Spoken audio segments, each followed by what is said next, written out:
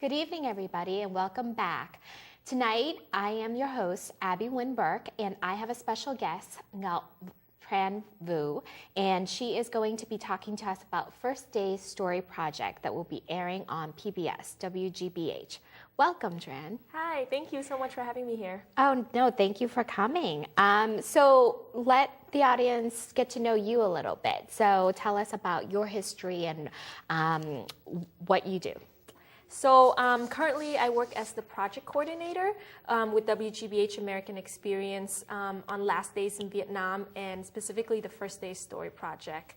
I've been with American Experience since September, and we've been working on promoting Last Days in Vietnam and then launching the First Day Story Project, which is right now in the final stage of the city. Yes. So tell me a little bit how the project started, the ideas, the origins. Yeah, definitely. Oh, before I didn't mention that I'm also a Boston resident, specifically Dorchester. Oh, so awesome. yeah, so this is very close to home for me. The First Day Story Project started as an extension from the Last Days in Vietnam. So as the audience know, when I came here in September, actually in the fall, Last Days in Vietnam is a documentary film by director Rory Kennedy. It was produced by American Experience, and it documents the last 48 hours of Vietnam, specifically the evacuation in April of 1975. So it talks about, it documents the final hours where U.S. Veterans as well as South Vietnamese veterans were able to bring out as many Vietnamese lives as possible. And so it started the wave of the Vietnamese American diaspora. And so out of the film, we premiered at Sundance last January to a very successful showing. And the two audience that came out of that were majority Vietnamese American young people who wanted to learn more about their family history. What happens when the film ends, we see footages of Vietnamese American and Vietnamese refugees trying to leave the country. So coming either on planes or just really stark images of people leaving by boats to make it out as many lives as they can. And so, and the other audience was non-Vietnamese, so Americans who had no idea about the experience, about the refugee experience. So this really launched and sparked this interest to start the First Day Story Project and to collect and preserve these narratives as much as possible, since it is the 40th anniversary and we want to preserve these really important stories of the people that are still able to tell them, and so that it can be passed on. That's fantastic. So these collective of stories, how many different stories, how many families, and what sides? Yeah, so the project, we selected 6 major cities in the U.S., and we chose these cities out of the Vietnamese American population and communities, and out of a grassroots fundraising effort that we were able to raise $140,000 from individuals who wanted this project to happen and to preserve and collect these stories. So we teamed up with StoryCorps, and we've been traveling to 6 cities, the first of which is started in California with San Jose, Orange County, then we went to Houston, Seattle. I just came back from Falls Church, Virginia last week, and this week is our final city in Boston, specifically Dorchester. So it's been really exciting. We've collected approximately, after Boston, it'll be approximately 100 stories. So it's really amazing. People, the amount of participants, we've had a waiting list for almost every city because people really wanted to, share their stories. So most of the stories, I guess, tell me some of the extreme differences and some of the commonalities. I think the commonality is definitely, around leaving Vietnam. We've had different generation of participant. Some elders as old as 90s, in their 90s, 80s, and some as young as 10 to 12.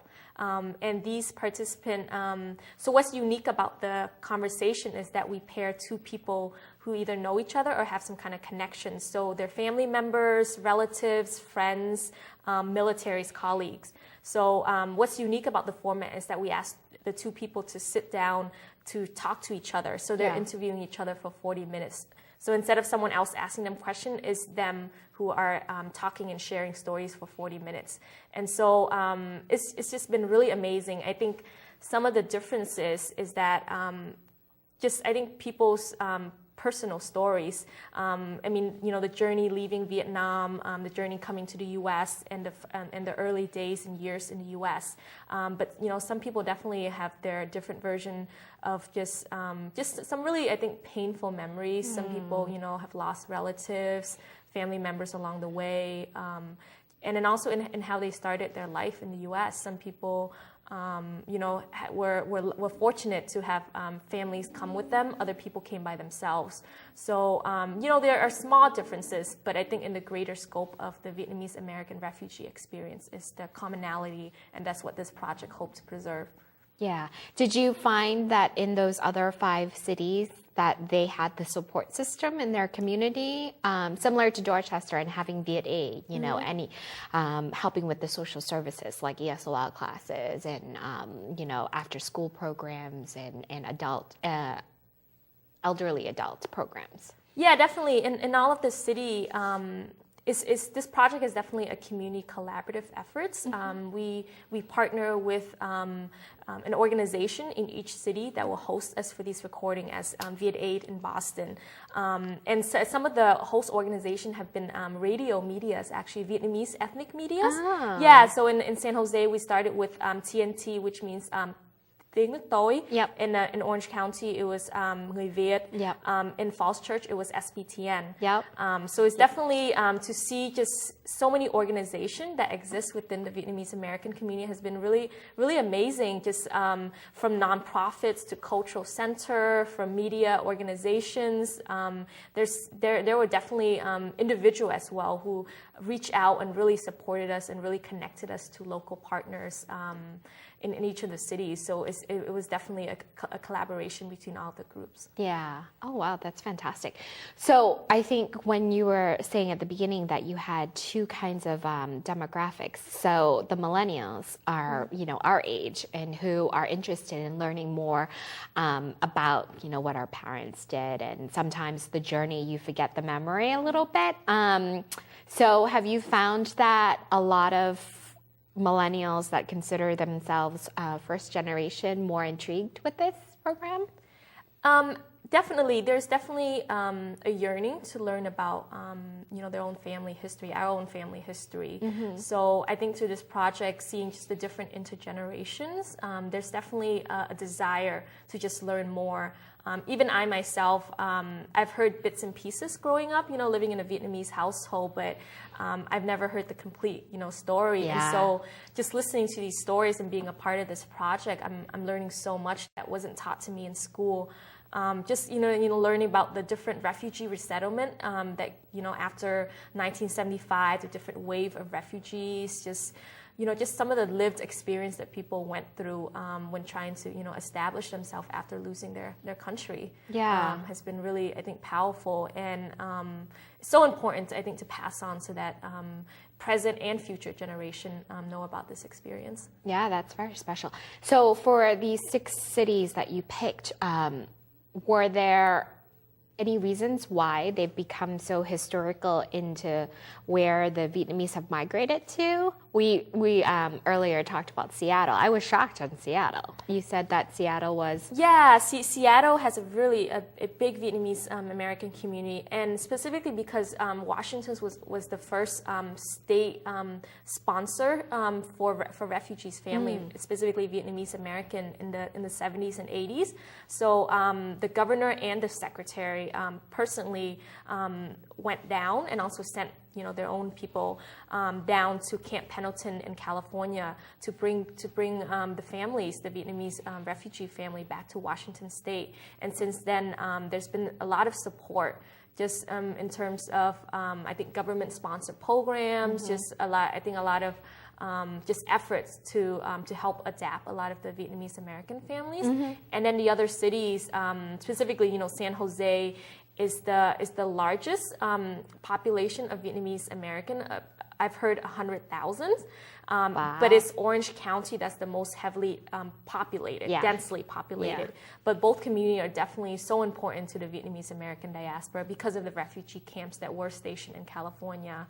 And it was also important for us to go to a Gulf Coast cities. We've had, there's, Lots of fishermen. Yeah, the fishermen industry, actually in the Gulf Coast, and then recently because of all the natural disaster that they've had, the Vietnamese community really have came together to support themselves just through a lot of just different, waves of like refugees and resettlement, even, currently. So Houston was definitely an important city for us to go to. Falls Church also as well because it's where the nation capital is. Yeah. And so there's different generation of Vietnamese resettlement that happened there, and just some really amazing individuals who've really established themselves to do work in helping to assist the Vietnamese community.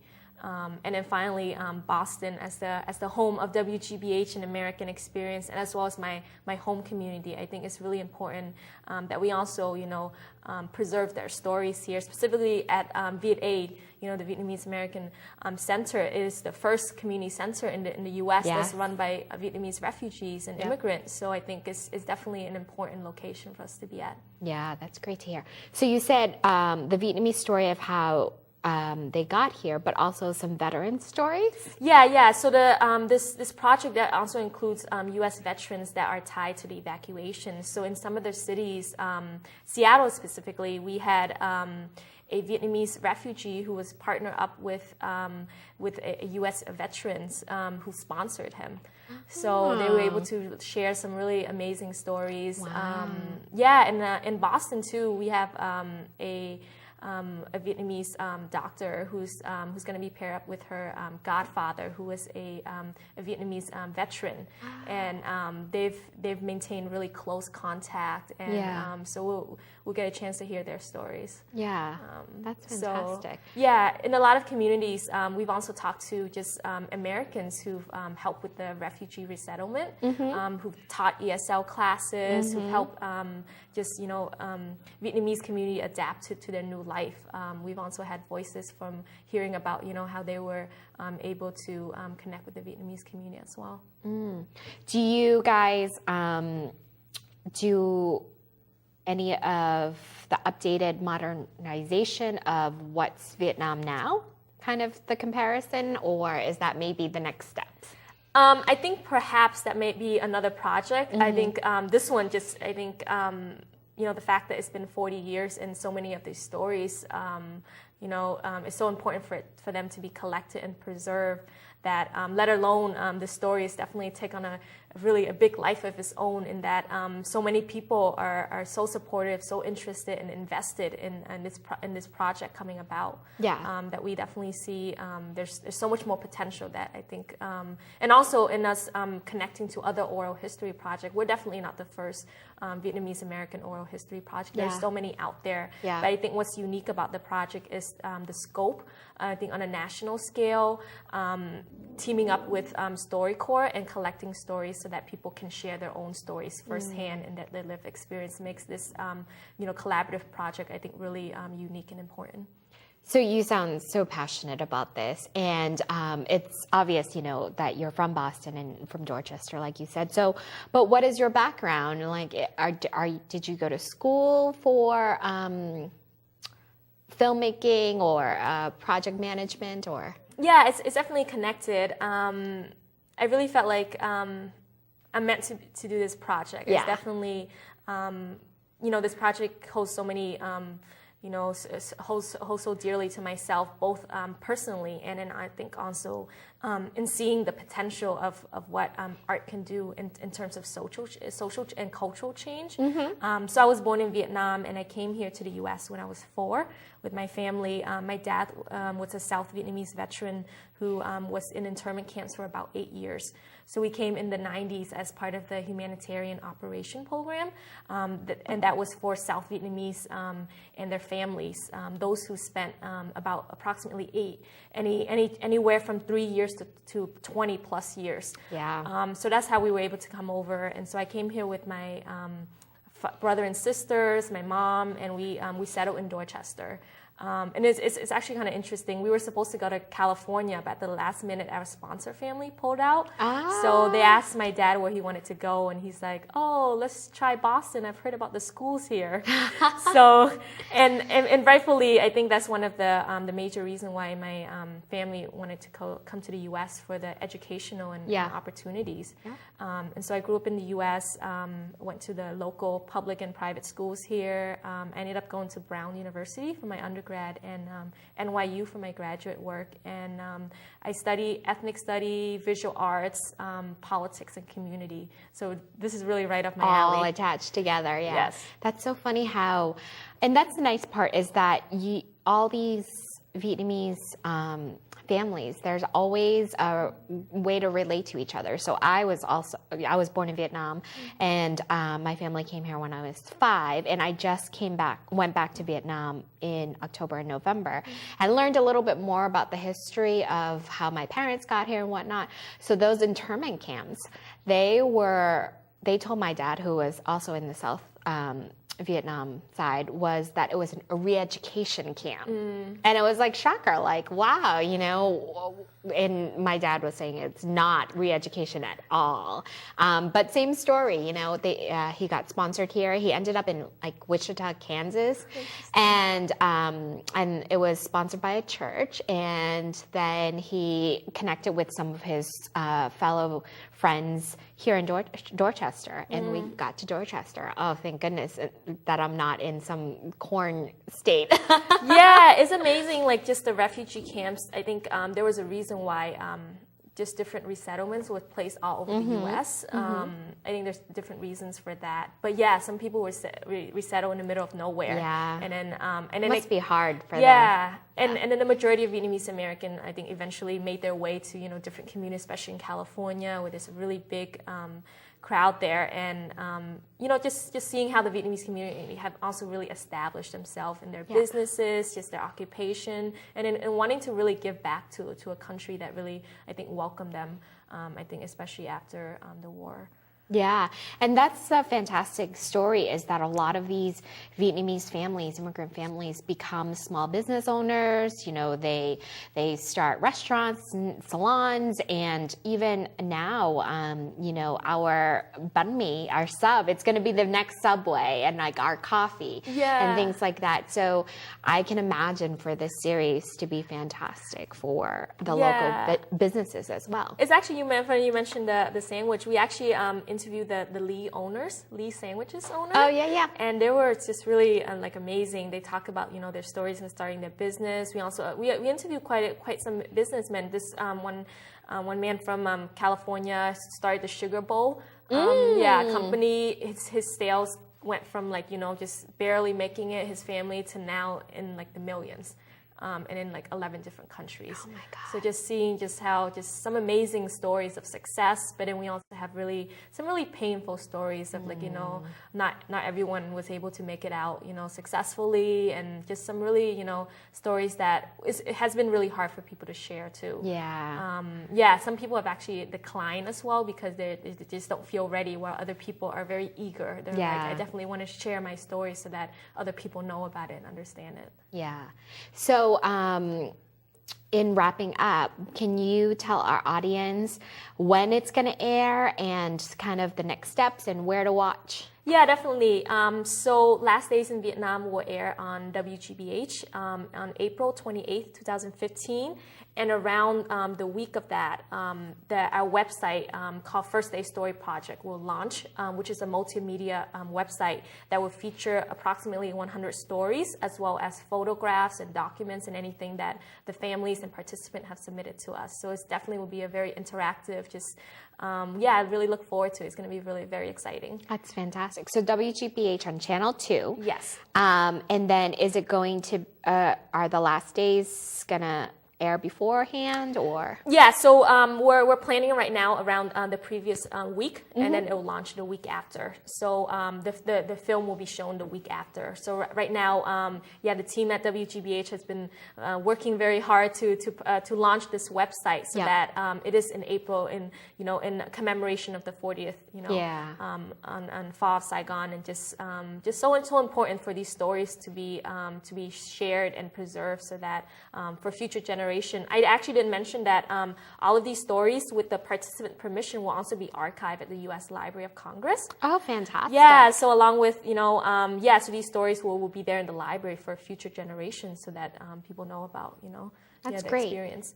Did you, you had mentioned Rory Kennedy at the beginning.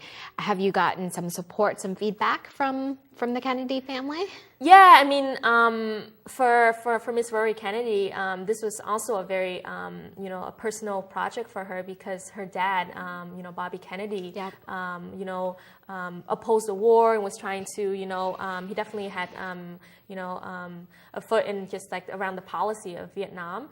And so for her to learn about this project and do it, she also learned about a lot of things that she didn't know before. And so it's been, a really meaningful experience for everyone involved. And from that, the fact that this project came out, it was sparked out of that. And we've had just so many support for both the film as well as the project. Yeah. It's been really, I think, just very rewarding. It's fantastic. Do you think, what's your next steps? I think right now this Taking a project break? is definitely definitely taking a break and just seeing what comes out of this. I've had just so many meetings, so many different individuals and communities who've just shown a lot of support, and just hearing about just organization that they have created to support Vietnamese American community, and actually some organization in Vietnam as well, mostly around I think charity work and just giving back.